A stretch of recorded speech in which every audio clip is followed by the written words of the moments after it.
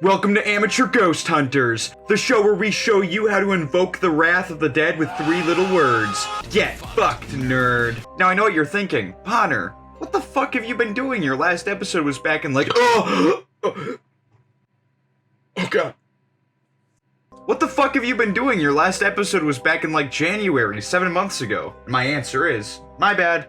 I got lazy and decided I didn't want to hunt demons anymore, so I played Fortnite and watched reruns of the Boondocks instead of my 2-monitor glowy keyboard PC. Clearly, that was just the devil influencing my heart. But worry not, I'm back. I drank 2 liters of holy water and enough aspirin to kill a small elephant, so I should be cleansed of any ghoulish fiends of the night. In our last episode, we explored an abandoned old folks' home and played with a fire hazard in the name of brutalizing spirits that may or may not have existed. Psych! They totally existed, up until we came and banished them to a life sentence in France. In this episode, we did something a little different. We were contacted by a fan who requested our presence on site in Miami, Florida. Apparently, he believed his house was being haunted. As it turns out, it was being haunted by a Caucasian, almost ginger twink. But is there a chance that perhaps the house is haunted by something else? Find out in this episode of Amateur Ghost Hunters. Schizophrenic white people are scarier than ghosts. So do any of you guys know road trip songs? There's that one about the models. That's pretty fun. Where you take them down and pass them around? Yeah, something like that. Was one less I think this is our turn. Okay. Oh, shit. You guys want to do it then? We've been going for fucking 8 hours all the way down to Miami. Yeah. Fuck. Fucking I'll start, I guess. 9.5 miles a bit. Shut the fuck up, Greg! I said I'd start! Greg, literally. 99 oh shit! Fucking shit! Fuck! Did your ABS just go off? Yeah. Okay, Greg is driving next time. Everyone No. get out, unload everything.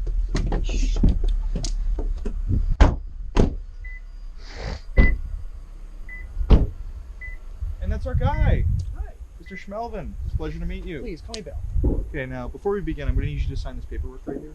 Pens up there. This? No, that is not necessary.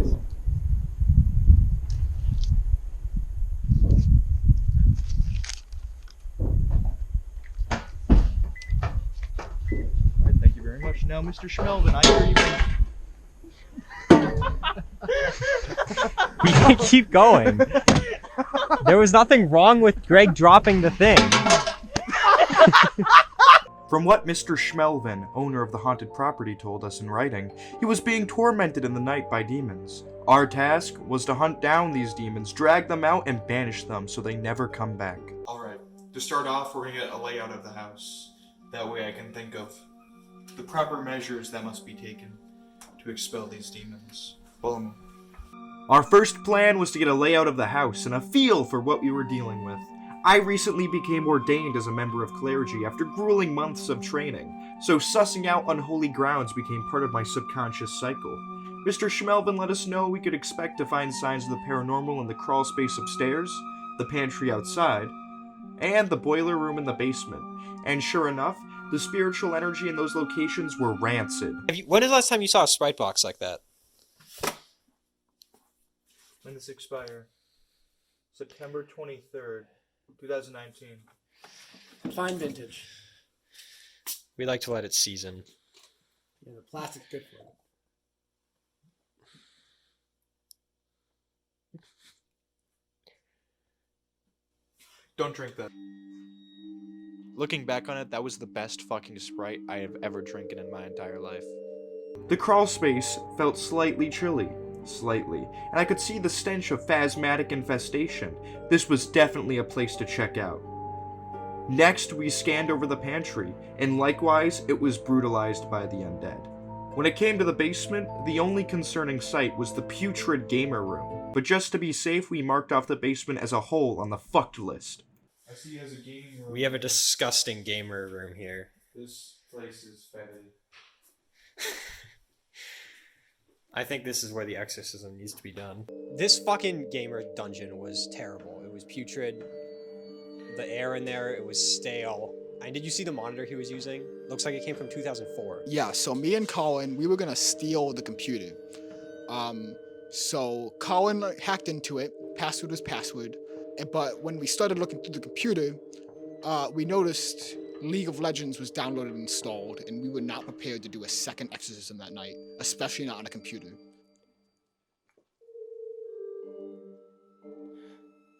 That room is fucking disgusting. Now, Mr. Schmelvin, after scouting out your house completely, I can say for certain, there are 3 main places of spiritual infection. The cubby upstairs, the crawl space, if you will. Yes. The basement, specifically the boiler room, and the pantry over there. Now, what I think we should do is, I have a couple of expendable, trained professionals here who are willing to put themselves in harm's way to rid your house of ghosts. That won't cost extra, will it? No, it will not. Fantastic. That's what I think. My insurance will pay off on them very quickly. So what we're gonna do is, first we're gonna have one of our employees set up in the cubby space upstairs. We're gonna have him try talking to the ghosts, and we're gonna record what happens. And with that, we began setting up our home base in the living room, because ghosts aren't alive. Next, we got out all of our fancy electronics and psychosis pills, so our employee, Greg, would be able to safely dive into that demon hole without risk of being driven insane by the powerful spiritual pressure residing in that location. I stole so much stuff from Bill Schmelvin. This rich motherfucker, all of his silverware was silver. Straight up. And I took all of it. Everything I could. Everything I could fit in my bag, I took. Alright, first off, you're gonna need this. What's this for? Next, you're gonna need this. And third, I'm gonna give you one of the spells I got when I was in priesthood. Here you go. What's the If you ever feel like you're in danger, dump that on yourself. Okay. Alright. Good luck, Greg. Yeah, thank you. Zach's being in the pantry later,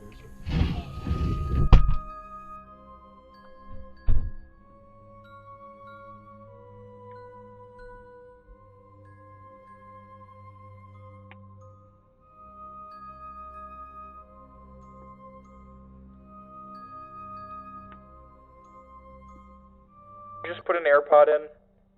Maybe. I did put AirPods in. And I'm not ashamed about it either. So Greg left his phone downstairs, and when I grabbed it and checked it, his Spotify was playing Weezer. I do not listen to Weezer, you fucking asshole! You fucking bitch! You think I listen to fucking Weezer? That must have been you that put it on. I was not. Do you feel any different in the crawl space right now? Not too different. My left foot's a little hot. Your left foot is a little hot? Yeah, a little toasty. Connor making progress here, but they're not making it easy. Alright, keep trying at it. Greg, can you do me a favor and try communicating with the spirits? Can you reach out to them for me? Hey, spirits? How y'all doing? I'm just here. I'm looking to have a conversation with y'all. Connor, we're having some trouble with ghosts. I see that. Is that an error message? It is. There are a lot of error messages. The ghost. Oh fuck. I'm just trying to reach out, trying to say hi, trying to get in some contact with you. Dude, Hey, wait. The ghost Greg, is in the stop for a mainframe. second. The ghost is in the mainframe. The ghost is in the mainframe? If anyone is out there, please, come say hi, because I'm just trying to have a good time. You know, I'm just trying to chill. Greg, Yes? you're in trouble. Wait. Fuck, I'm out. Greg, get out! They entered the mainframe! Greg, get out! Greg, you need to go! It didn't take long for something to go awry. Moments after sending Greg into the cubby, the ghost hacked its way into the mainframe, overriding Colin's access and throwing Greg straight into harm's way. I don't know how Colin was able to get out-hacked by a ghost that quickly. Like, I've seen some ghost hackers in my time. I've met a couple, but none of them are that bad at ghost hacking. Listen, if ghost hackers aren't real, then what was I doing? I was doing something and I lost or whatever, but I'm not that bad. Luckily, we had our countermeasures in place, and he managed to get out mostly unscathed, with the exception of one problem.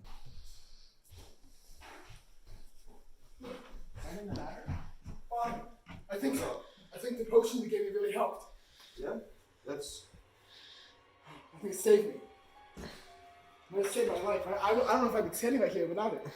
Alright, so I meant to give Greg the exorcism potion that I had when I was in priesthood. I accidentally gave him the gay love potion, which is a very easy mistake to make. Yeah, guys. I mean, I did that potion. It really made me feel safe, nice and warm.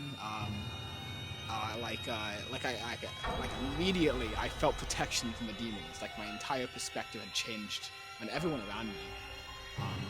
It was just fantastic. Look, after Greg got out, he was really fucking sweaty. I don't know what Connor was talking about. Cold, bro. This man was sweating bullets. I literally touched him, and it was like touching oil. Why'd you touch him? Why wouldn't I? Alright. Alright, our next step will be sending...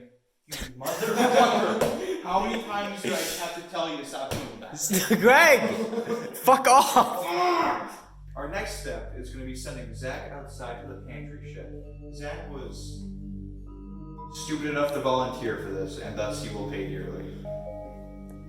Go on. After we had confirmed that there were demons in the cubby, for the next step, we sent Zach and Colin into the pantry outside to probe for information.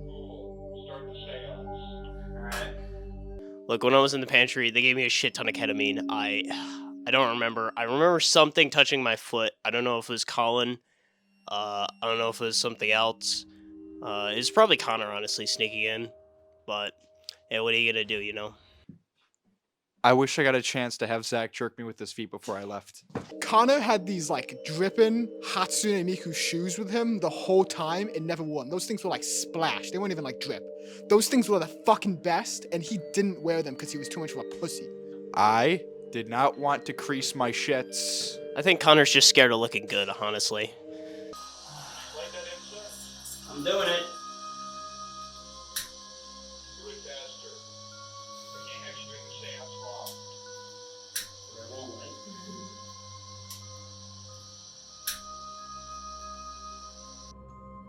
What you will see from this point forward is Zach struggling to light incense for about 3 minutes and then asking for help with the ghost box. Look, I think Connor gave me a defective lighter. Every time I tried to light that shit, it just wouldn't fucking work. Zach was not smart enough to figure out how to light incense with a fully working lighter. You hold it on there for like 10 seconds, and then it lights. This motherfucker has no patience. He has no intelligence. He has no bitches. He has no friends. Now Zach can swing that around. Now, put that on scan. How the fuck do I do Send it up here.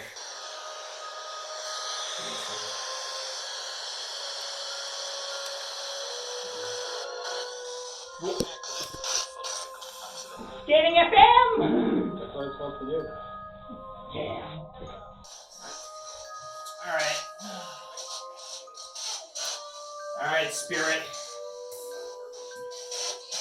Say something, Spirit. You fucking bitch. Prove to me that you're worth it! Krispy Kreme. Krispy Kreme! You trying to hide yourself from me? I will find you! Who the fuck are you? Is it the lawnmower? Any luck yet? No. Either he's scared or he's not here. I'm gonna be honest. I was not paying attention to Zach and Colin at all. We sent them into the pantry and forgot about them almost instantly. Mr. Schmelvin and I were watching B-Stars on the TV while Greg was doing duster in the bathroom. But while I was editing, I found we actually got some pretty interesting footage. You're holding it for me. Come on, buddy. I want you to show yourself. You smell the incense. You know we mean business. Come on. Come on. Oh. Oh. Oh shit. It's flickering 3. I think it's working. I think it's working. Oh, it's going back to 1. It's not out, it's fine. Oh shit. Oh shit. We're gonna die. Otherwise, there was nothing of note in the pantry. Right now our only real lead is the cubby, but I'm starting to get a little bit skeptical. This house might not be haunted. In fact, the only threatening spirit in Bill Schmelvin's house may have just been his crippling virginity, but my suspicions will not be confirmed until I do a complete scan of the basement.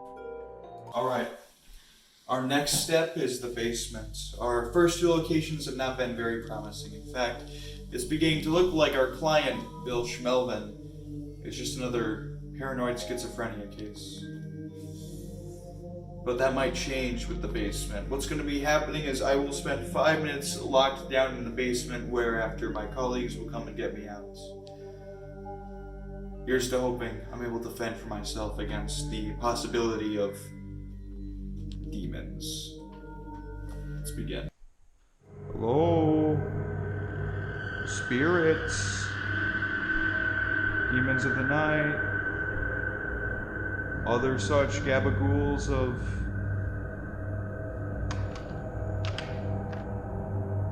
lust and envy. I was trying to talk to whatever demon or ghost that there may be, and they left me on spiritual red for an entire hour. I was down there for way longer than 5 minutes. It was like an hour. I asked my fellow ghost hunting members to set a timer for 5 minutes. I don't think Connor asked me to set a timer, and even if he did, I don't know how to unlock my phone. I haven't been able to use it for like 2 years. That motherfucker can stay in the basement. How do you even set a timer on this thing? How are we doing? Good? I like to do good myself. I'm a good doer. Priest, if you will. I don't know if any of you are of the Christian religion. It's full of good doers. And pedophiles too. I'm gonna be honest, if you don't come out and start showing me signs, if you don't come out and start scaring me, it's gonna start looking like Bill Schmelvin is a real schizo. Oh, demon alcohol. Sad memories I can't recall. Hold on. Alright, I'm giving you one last chance to come and talk to me. Bill Schmelvin's gonna look real suspicious if you don't come out.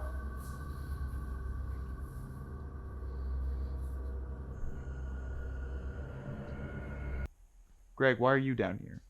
What the fuck? How's your hair wet? Oh, I don't know. I just kind of was wandering. And upon seeing Greg, my suspicions were confirmed. As it turns out, this house was never haunted. It was just Bill Schmelvin trying to get some clout. However, in the process, we accidentally summoned a demon in the Schmelvin household that possessed and took hold of Greg. All I remember is that, like, I went to go take a shower, and then I woke up in Colin's attic, which was probably the worst place I've ever woken up before. Like, honestly, I think I'd rather wake up in a gulag if I had the choice. To end the night, we simply left Mr. Schmelvin to fend for himself and left him an invoice at his door. That's another successful case closed, if you ask me. Thank you for tuning into Amateur Ghost Hunters episode 4, and we will see you again soon.